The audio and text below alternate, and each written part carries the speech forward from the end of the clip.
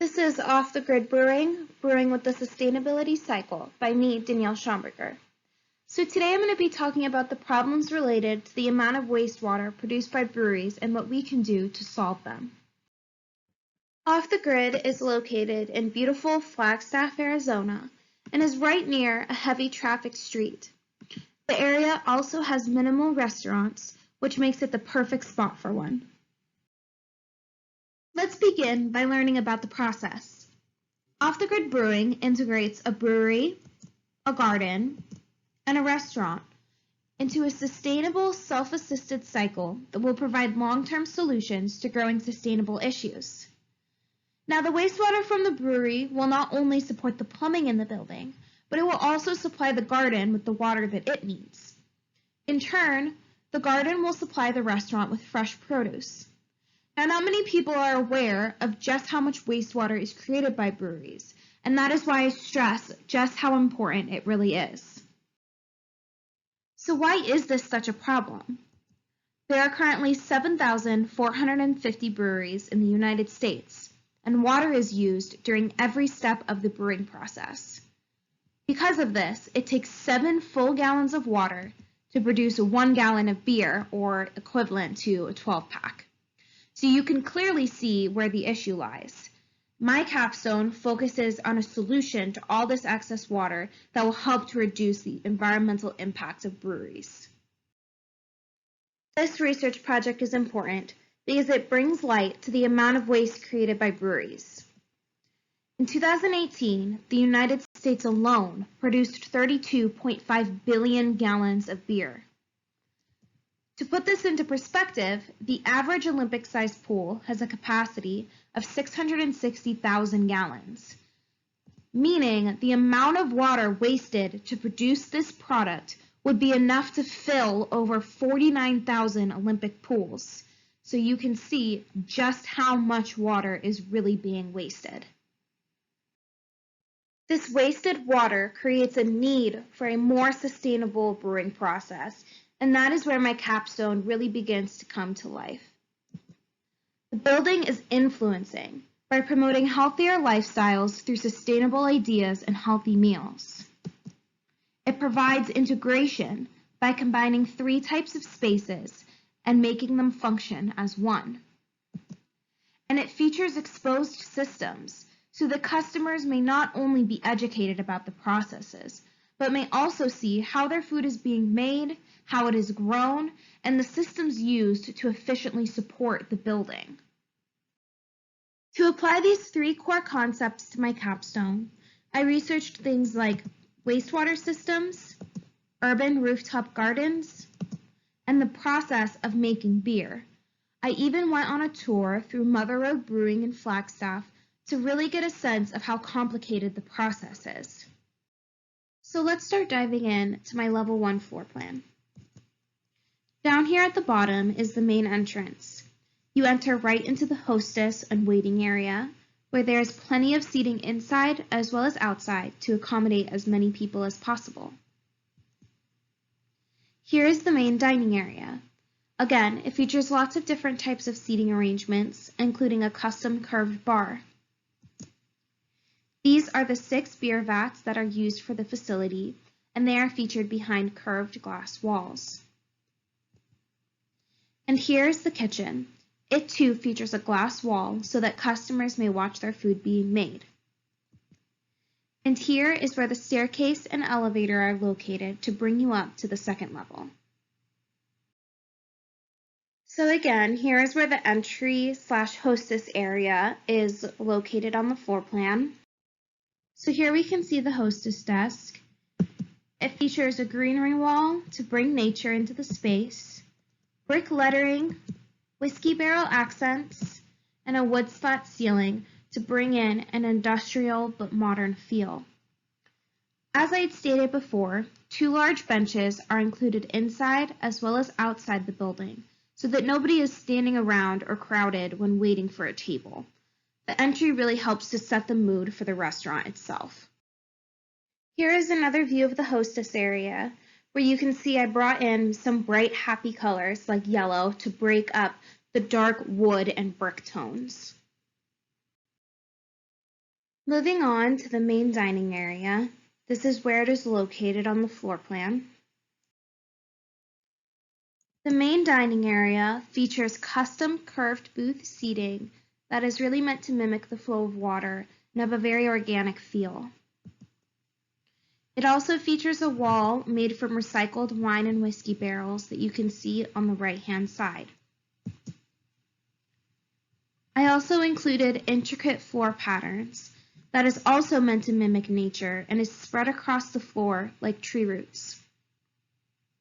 I also included different kinds of lighting, including strip lights, hanging Edison pendant lights, and wall sconces to enhance the relaxed atmosphere of the space.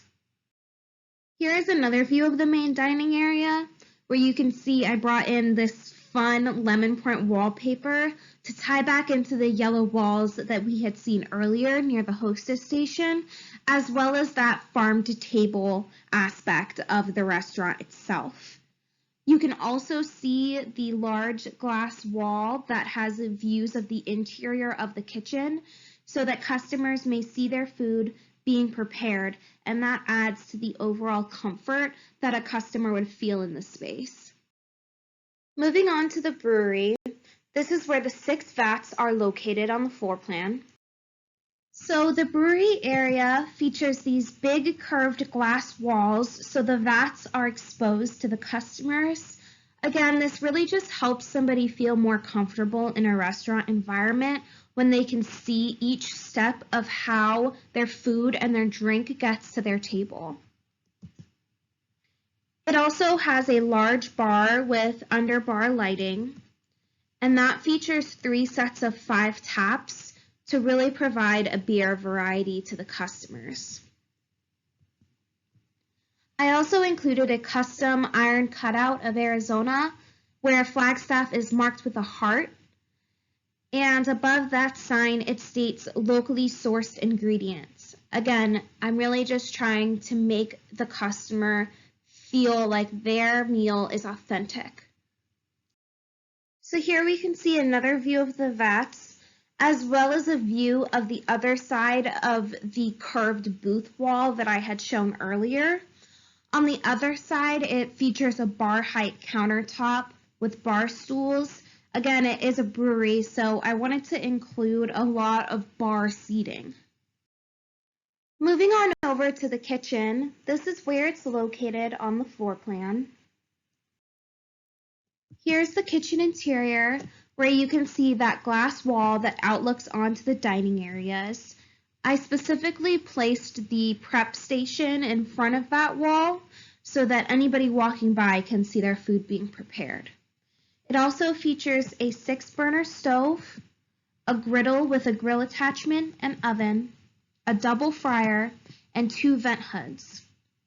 I also included big rubber mats as well as concrete flooring with a non-slip coating to provide the most safety in the kitchen. An industrial dishwasher and a 3-compartment industrial sink are located in the back center. So let's start talking about the level 2 floor plan. Here we see the main dining area, and that will feature booth, bar, and high-top table seating. Here is the patio with the gardens, and here is the wastewater collection system.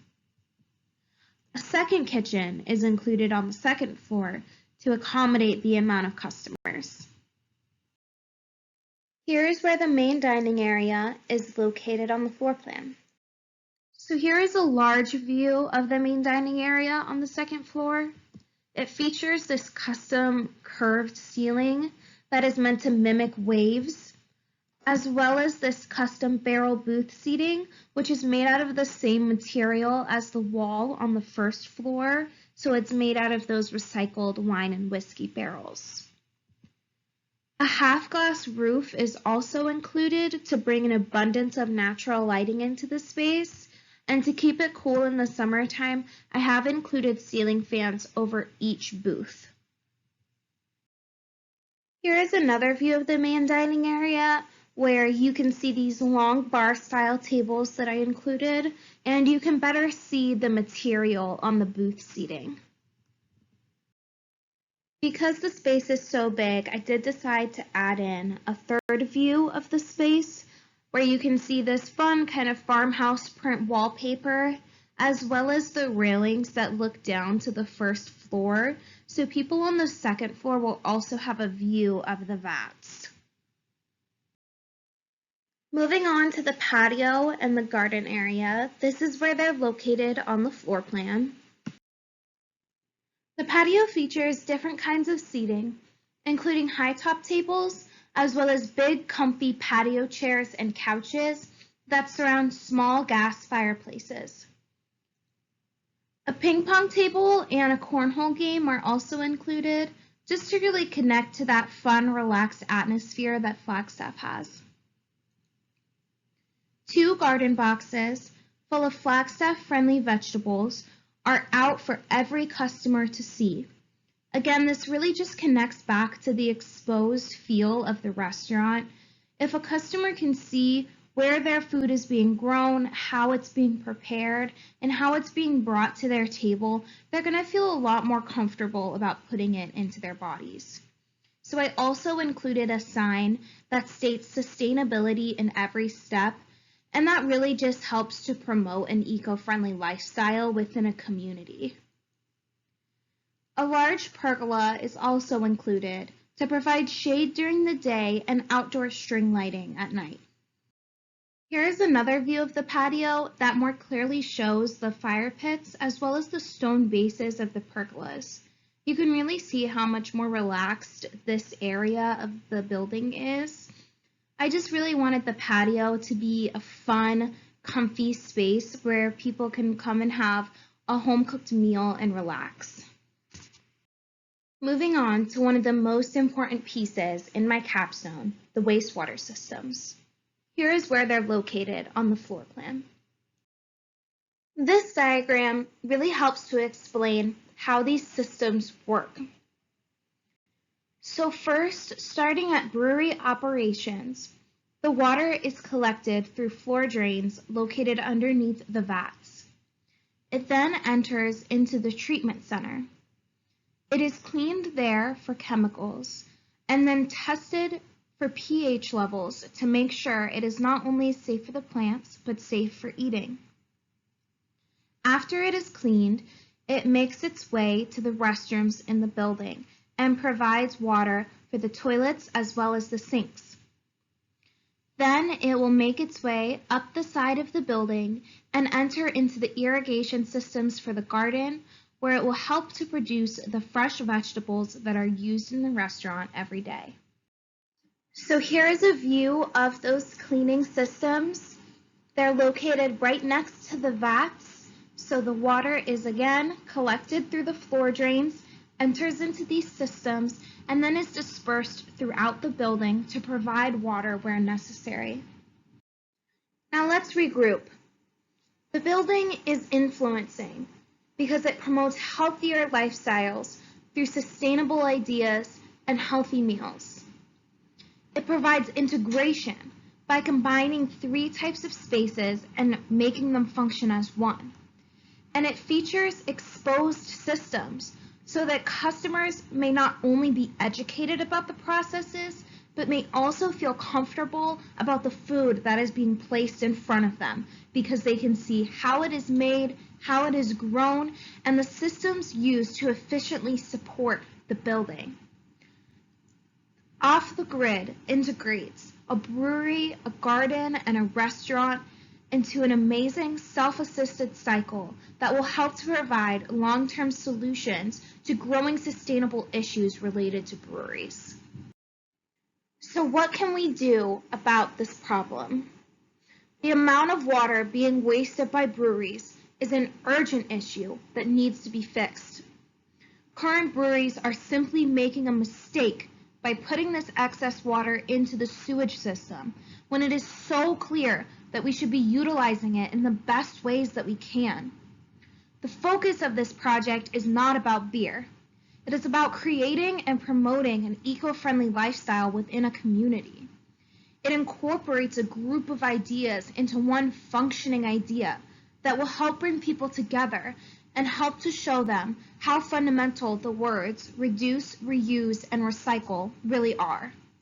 So for now, the best things that we can do is support the breweries who have adopted similar practices and apply an earth-friendly lifestyle whenever we can. And soon, through future brewery design, we can drastically lessen the environmental impact that these places have on our world.